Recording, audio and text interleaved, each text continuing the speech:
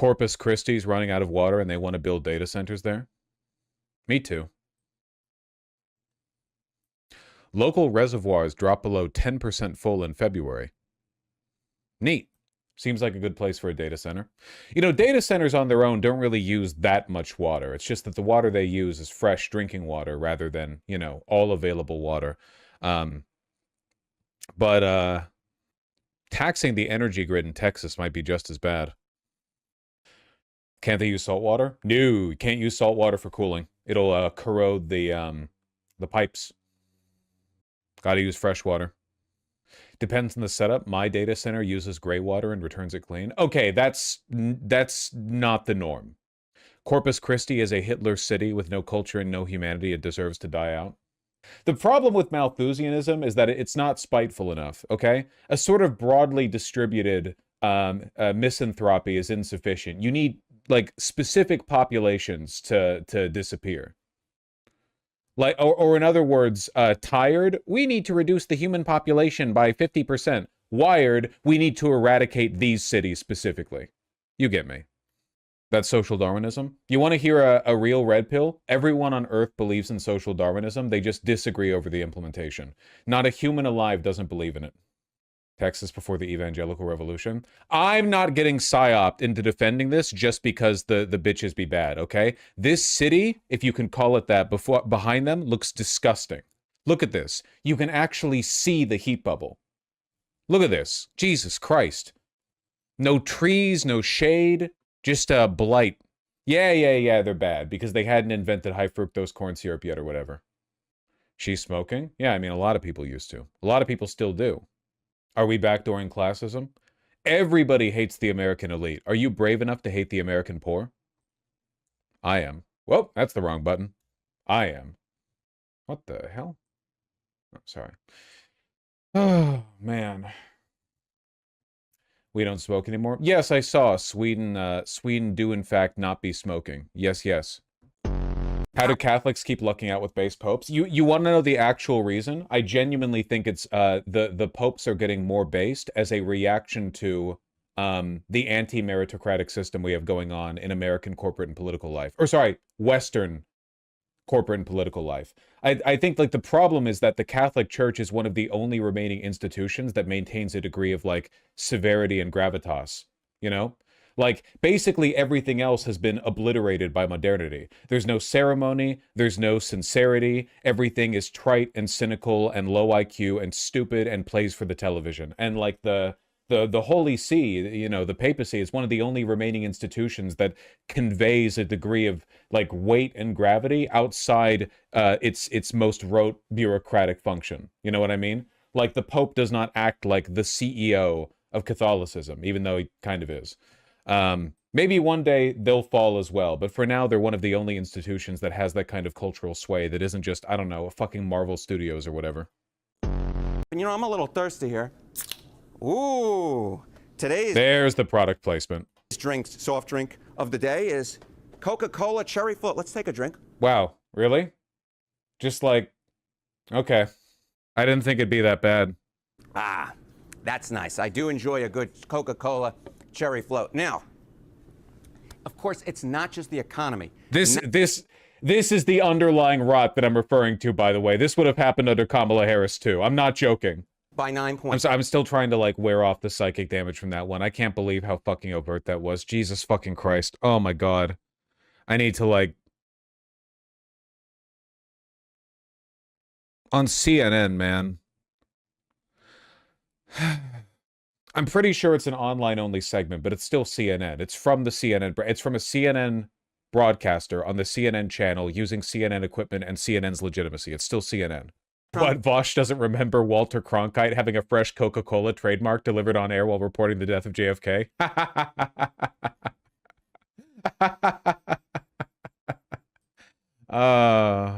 For some strange reason, I'm having an uncontrollable urge to go out and buy a nice, refreshing can of Coca-Cola Cherry Float.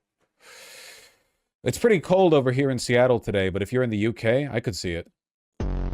What there's a very particular genre of chat message where people address me by my first name, and it always makes me wonder if they think that I, like an imp, can be controlled if you know my true name. It always makes me like it is my everyone calls me Vaush. You know, people even in person sometimes if they know me from my work, but it makes me feel like you think you've got me by the short hairs. It's just my name, you know? You can call me I don't know, it's weird. Maybe it's not weird. Maybe I'm just used to being called Vaush. Basically, no future beyond the next 5 years. There's always a future. There's always a future.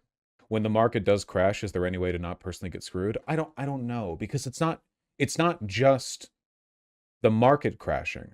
It's an unavailability of resources. We've never had a fundamental market crash, because 2008 was a market crash, but 2008 didn't represent critical breaks in the supply lines that allow us to live. Whereas the coming market crash alongside climate change may very well do that. So, I don't know. I don't really know, I don't know.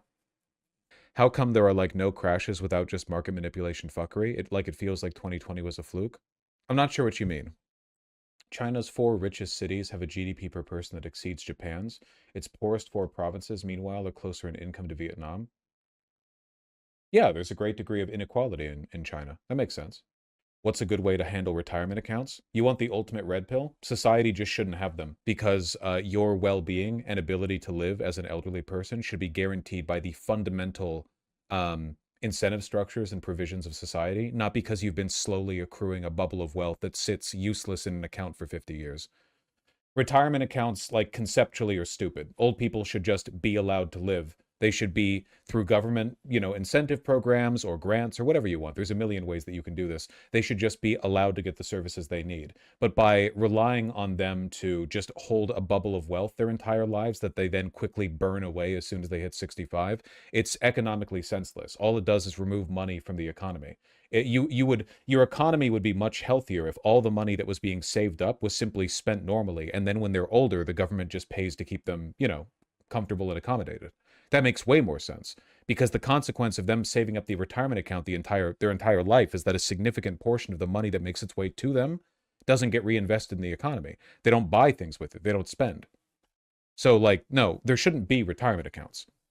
Like pensions? Well, sure, but a pension from the government, it shouldn't be tied to your employment. You can call it like an elderly UBI if you want. You can call it the decommodification of essential services. You could give all elderly people the equivalent of like food stamps, where they with like outside of money, they just get an amount of food or housing or whatever just by virtue of existing. The government just provides it to them. There are many ways you could do this, but retirement accounts, just expecting people to save up a bunch of their money and keep it in a bubble, is an economically senseless way of managing the wealth and the well-being of the elderly. The only reason we do it is because that retirement money is invested in the stock market, which enriches capital. That's it. The only reason we've settled on this objectively inefficient system that keeps money out of the economy, reduces the velocity of our currency, and depreciates the overall activity within our economy, is because it enriches capital. Our GDP would be much higher if we didn't have retirement accounts.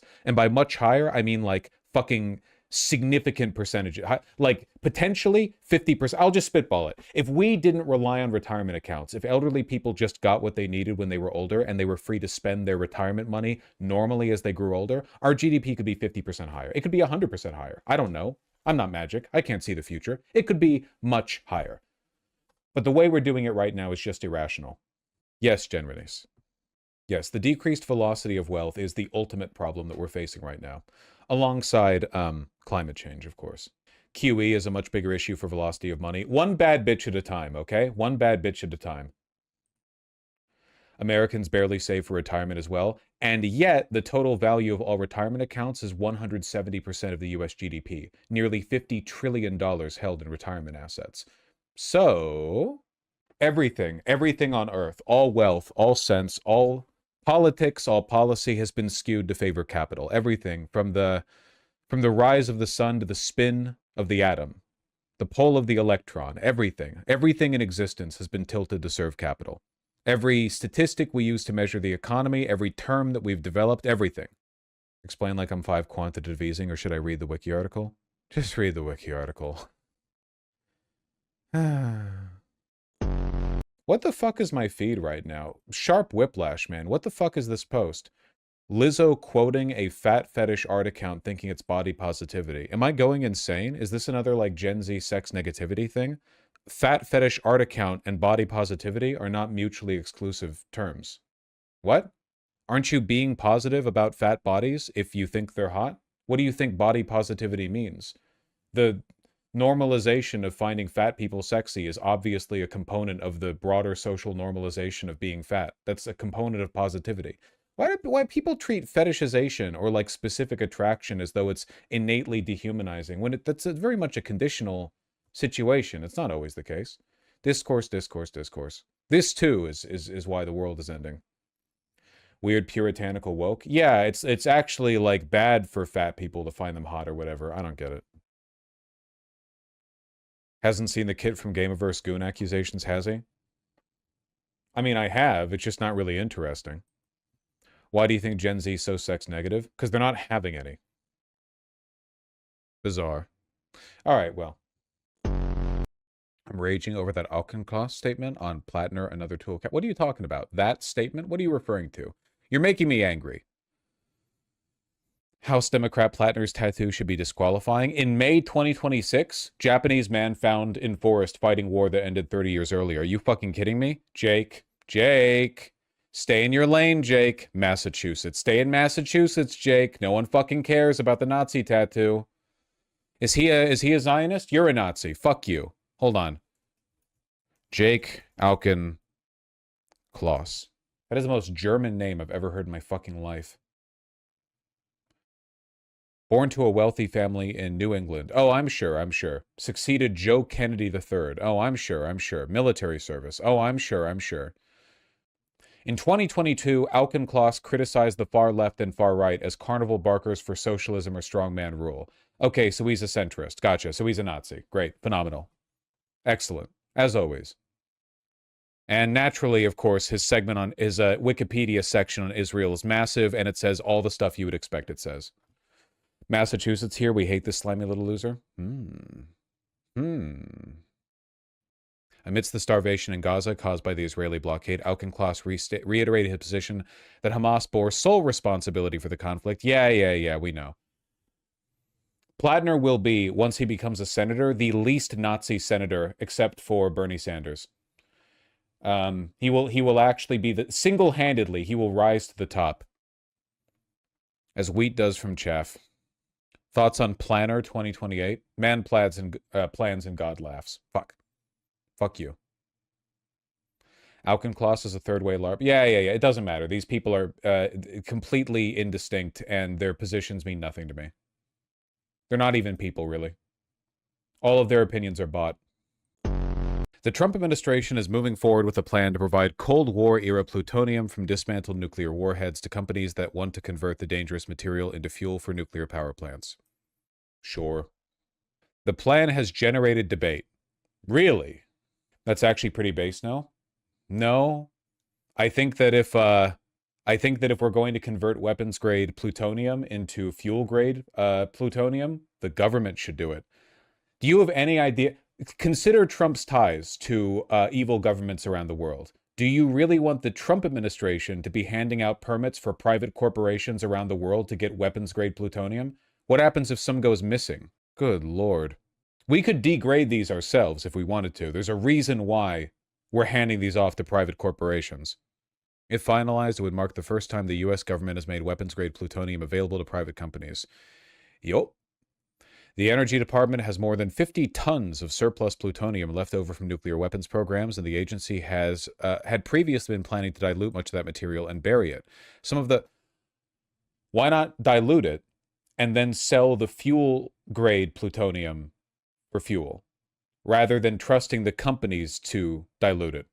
Like, we could dilute it ourselves. Private companies don't have the ability to enrich plutonium to weapons-grade levels, at least not that I'm aware of. That's really tough to do. I love my national security threats. On Tuesday, the Energy Department says it has selected 5 companies to enter into advanced negotiations to potentially receive some surplus plutonium. Great.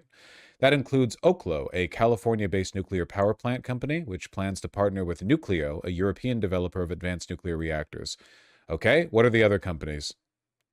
The plan's been criticized by some Democrats and nuclear non-proliferation experts who point out that plutonium can be used to create nuclear weapons. I love the fake impartiality of the New York Times so much, man.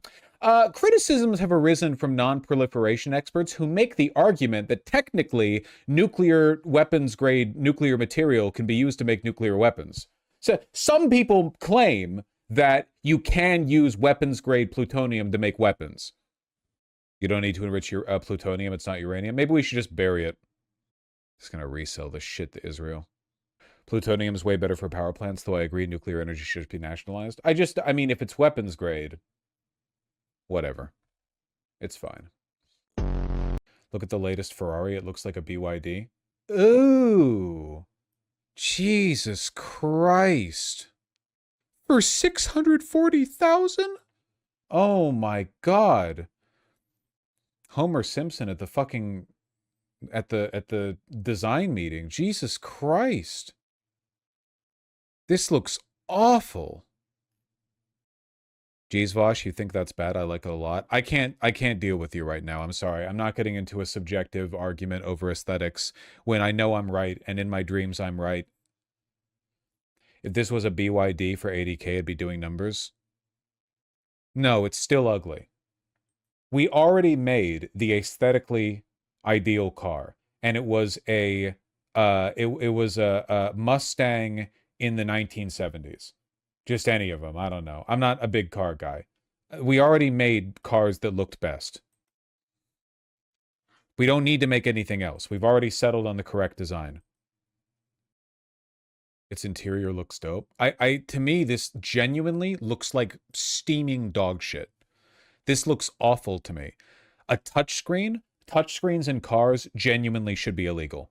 You want the tactility of buttons and nothing else. What is this? This is disgusting. It looks AI. It looks like a cheesy prop 1990s Bond car. Here. Boss 302, 1970s Ford Mustang. That's all you need, baby. Ferrari peaked in 2002 with the Enzo. I don't like supercars in general. I also think this is ugly. I just think that, like, this is ugly even in the context of its own frame. But whatever. Supercars are stupid looking. Been getting into car YouTube lately. Car YouTube has some gems. I'm just not a car guy. I just don't have the time or the money or the interest, really, to really get into it. I think the thing that would mostly upset me is the fact that, like, you could make a really cool car and then it gets in an accident and then it's broken. I don't know. It's just, I treat it more like a tool than I do anything else. And unlike clothing, which can look better with wear, a car does not necessarily have that, you know. Tying back to the dating segment, a girl sent me a Google Doc before we went out. Fucking what? Dog, what? Qualification form. This form will give me the information that I need before getting to another useless 3-week situationship. Answer honestly, no wasting time here. We strict in this bitch. Are you looking for an actual long-term relationship? Would you treat your girlfriend with respect? Would you let your girl go on night outs without you there? Are you still stuck on your ex and frequently stalk them on socials? Oh, God. So obviously this is psychotic, but I do also kind of feel bad for the girl that wrote this because she's obviously had a string of bad experiences. Are you a victim of lust culture? Okay, she might actually be insane. A victim of lust culture. Yes. How do you treat someone being late to a date with no explanation? Would you just end right there? Would you give them a second chance? If they're late to a date, well, it depends on by how much, but, like, I guess I don't really care that much. I don't know. Life happens. You shouldn't take it too personally when people act in ways that seem like it might be a slight towards you. 99% of the time, it's just like them getting caught up in their own thing. If I felt like they were rude or dismissive, that would really irk me. But if they showed up late, even like pretty late, and they were just like, I'm so fucking sorry or whatever, I would just think, don't do it a second time and go on with it. Just don't take it personally. People take stuff way too personally. Every time a guy cuts you off on the highway, you're like, oh, they fucking hate me. No, they're not even thinking about you, you know? Are you not at all concerned about AGI? No, not even slightly. No. AI is in its current form just an advanced prediction machine. We have no idea what actual consciousness is, And so no, I just, we have no evidence whatsoever of AI developing anything even remotely approximating a will. And even if it did, we wouldn't even really know how to test for that. It seems like an unfalsifiable problem, a thing that you can worry about if you want to, but you don't need to. Like, I just don't think it's the issue. Like, the world right now is getting raped to death in a fashion that aligns pretty much perfectly with the materialist worldview, right? Like, Marxism will take you 100% of the way there to understanding why the world is failing. We do not need to add on like a pseudoscientific, philosophical, extra, like an additional consideration to it, in my opinion. Your content helped me stop becoming a far-right idiot and accept being trans a few years back. Happy to help. Happy to help. Please watch the movie Ravenous from 1999. I'll try to remember. Moreover, happy to help. God damn. So it seems like I had a bit of an impact, huh? Many such cases. A lot of participation on the Chud to trans pipeline, Much hay has been made about this, but honestly, the explanation for it is shockingly simple, okay? Insecurity is both a cause of far-right sympathies and a byproduct of gender dysphoria. It's that simple.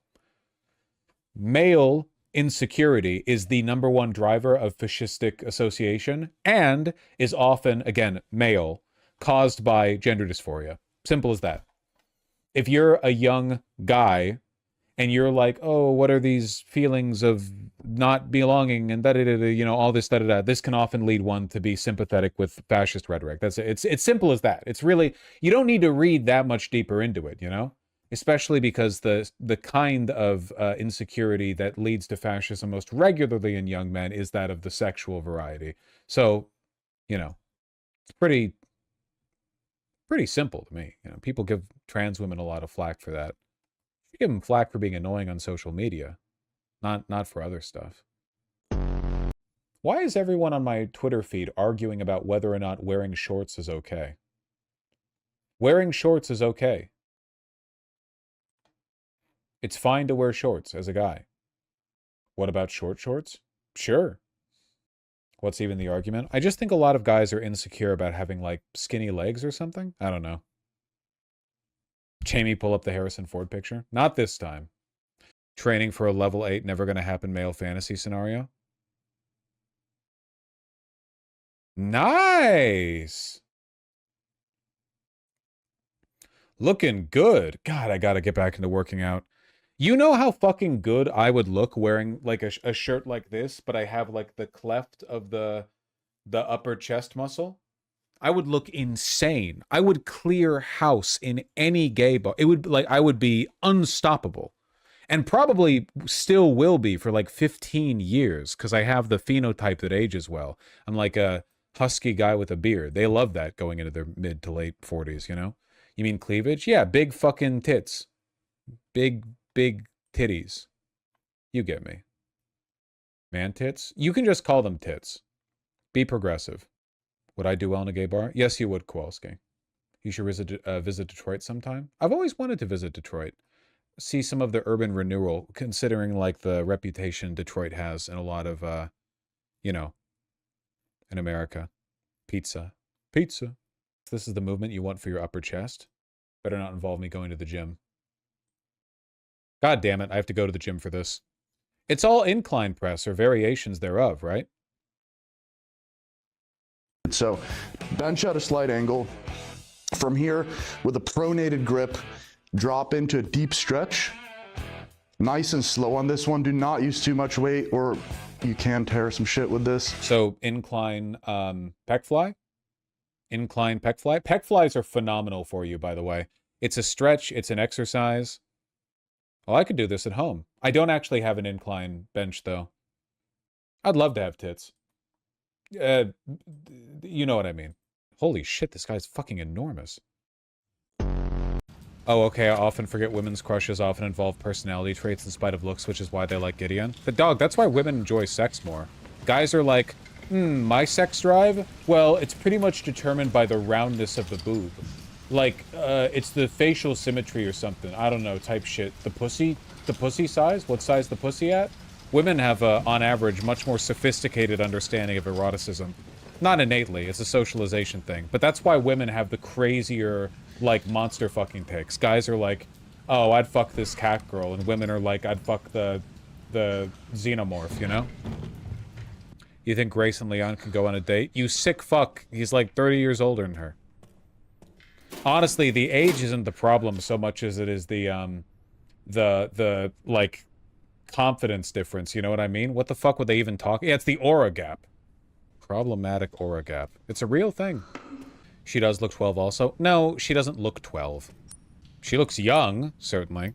Hard disagree, case in point, men who do the I will fix her bit. Men only do the I will fix her bit for beautiful women, which is the point. Like, women will do the I'll fix him to fucking Gideon from Resident Evil 9, but men will be like, oh, I'd fix her when talking about an alcoholic supermodel. Chatter, if you think she looks 12, you need to demagnetize your hard drive ASAP. Wait, wouldn't thinking Grace looks 12 be like being the ultimate anti-pedophile? Where you're looking at adult women and you're saying she looks too young for me? It'd be like, it'd be the opposite. You'd be like the most non-demagnetized hard drive owner of all time. I don't know, LexiGlorp. I'm not straight. Don't at me. It is kind of funny how Sydney Sweeney got so much less attractive once she started leaning in with the MAGA thing, though. Like, Sydney Sweeney's cute, yeah, but she really did start taking on an orange tint, a pallor, if you will, when she leaned in. It's crazy how real phrenology is, and that evil writes itself on your face. Are you enjoying Demons of the Shadow Realm? I have no idea what you're referring to. Is that a game? Manga/anime? Oh, that's right. That's the one that has the muscular broad, right? Ooh, I need to watch. Yeah. So far, I've heard good stuff, but not like crazy good. Like, maybe it needs a bit of time to slow boil. But as far as I'm concerned, if you wrote Full Metal Alchemist Brotherhood, well, I guess she would have just written Full Metal Alchemist, but still, point remains. You get a lot of benefit of the doubt from me. What's the best horror game you played? Oh, I don't know. Maybe Resident Evil Requiem? Wait, Resident Evil Requiem. No, that's the game I'm playing right now. Alien Isolation. RE4 is pretty special. Yeah, not really a horror game, though. I mean, you're kind of an action protagonist. Same as Leon is here. It's still a spooky game. It's just not really a horror game, you know? Not even Pathologic. I can't consider Pathologic a horror game. Pathologic is more like a dread game. You know what I mean? Does that make sense? A despair game? It's not really about feeling horror. Well, horror at the human condition? I don't know. I feel like Pathologic really does defy categorization to an extent, as some pretentious of a thing as that is to say. Classification-wise, definitely horror. I guess so. If you have to classify into anything, survival horror, yeah. Now, the scariest horror game I've ever played, easily, is, not Penumbra. Amnesia Darkest Descent. Amnesia Darkest Descent, when it came out, there's a reason that game took YouTube by storm, okay? Amnesia Darkest Descent is like a paralyzingly scary game. Not even in like a novel way. Like, the reasons that Amnesia are so scary, it's not because they fucking invented some new way of spooking you. They just did the ways you know of the best. Weirdly enough, I didn't find it scary. You watch other people play, Vermin. You play Amnesia: The Dark Descent. Did you like Outlast? I don't think I played Outlast. I think you played Outlast 2 on stream. I played like 5 minutes of it. It was just too jump scary for me. It wasn't even that it was super scary, I guess. I mean, it probably was, but the scariness of the game wasn't what got me. It's just, I'm too jumpy.